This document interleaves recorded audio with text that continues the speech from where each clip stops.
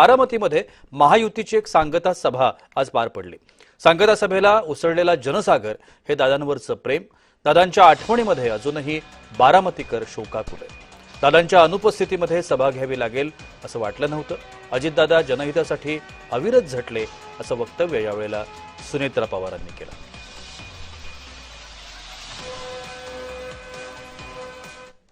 या सांगता सभेला उसळलेला जनसागर म्हणजेच आदरणीय अजितदादांविषयी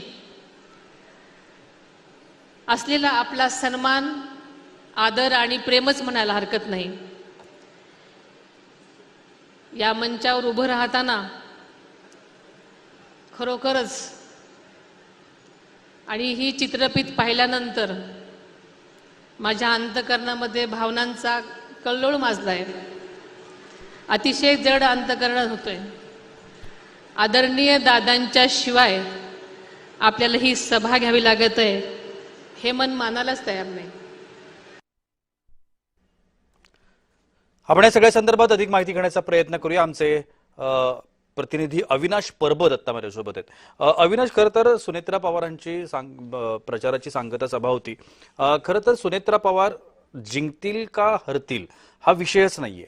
आता खरा विषय आहे मताधिक्य किती मिळतं, कारण बारामतीमध्ये जवळजवळ 2-2.5 लाखांच्या मताधिक्याने किंवा फरकांनी विजय होण्याची पद्धत आहे, जी अजित पवारांनी सातत्यानं 8 निवडणुकांमध्ये पाळली। आता काय होईल असं वाटतं? हो, नक्कीच। आणि त्यानुसार जो आहे तो जे कार्यकर्ते सभेसाठी आले होते त्यांचं देखील हेच मत आहे। तर अनेकांनी सांगितले की 2,40,000 लीड घेऊन जे आहे वहिनी निवडून येतील, काही जणांनी 3 लाख लीड घेऊन निवडून येते असा विश्वास दाखवलेला आहे। खरं तर अजितदादांचा जो निवडून येण्याचा जो लीड होता तो 2 लाखाच्या प्लसच प्रत्येक वेळी राहिलेला आहे। आणि त्यामुळे अजितदादा प्रत्येक वेळी निवडून येताना ज्या मोठ्या मताधिक्याने निवडून येत होते असा जो विश्वास आहे अजितदादांना होता, तसाच जो आहे तो प्रत्येक आता आलेल्या कार्यकर्त्यांना आहे।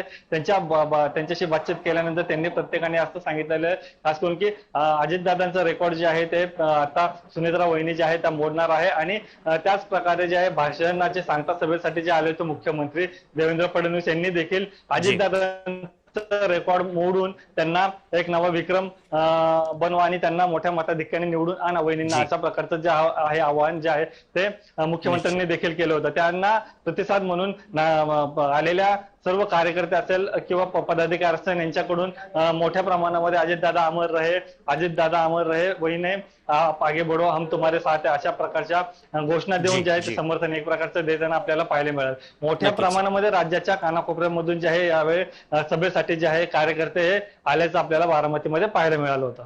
नक्कीच अविनाश, तुम्ही आपल्यासोबत असेच राहा।